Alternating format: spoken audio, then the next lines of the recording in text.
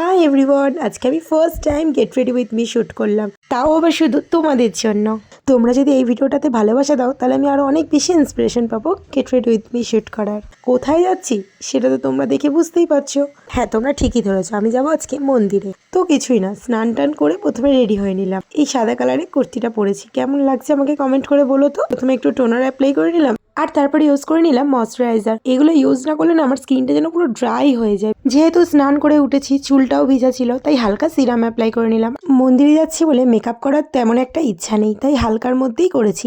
Light makeup করব ওই জন্য টিন্টেড সানস্ক্রিন অ্যাপ্লাই করলাম, আর তারপরে ইউজ করেছি একটু হালকা ব্লাশ। ব্যাস এটুকুই। এবার আইলাইনার, লিপস্টিক আর একটু মাস্কারা লাগিয়ে নিলাম। আমার মেকআপ মোটামুটি কমপ্লিট। এটাই ছিল আমার মেকআপ। তোমাদের কেমন লাগলো আমাকে বলো। চুলটা খুব সুন্দর করে একটু বেঁধে নিলাম, বেশি কিছু করার ইচ্ছা ছিল না, জাস্ট হালকার মধ্যে একটা ক্লিপ লাগিয়ে নিয়েছি। এখানে আমি ওড়নাটাও নিয়ে নিলাম। আর পারফিউম ছাড়া তো বেরানোই যায় না। আমার পছন্দের কিছু পারফিউম আছে, সেগুলো না লাগিয়ে বেরোলে আমার মনে হয় আমি বেরোলাম কেন, বাড়ি থাকলেই তো ভালো হতো। তো হালকা করে পারফিউম লাগিয়ে নিলাম। তোমাদের কার কার পারফিউম লাগাতে ভালো লাগে আমাকে কমেন্ট করে বলো তো। তো তারপরে আমি কনফিউজ হয়ে গেছিলাম কোন কানেরটা পরবো, তো আমি এই কানেরটা পরেছি, আর তারপরে এই ব্যাঙ্গেলটা পরেছি। সো অনেক বকবক করে ফেলেছি, চলো এবার আসি, টাটা।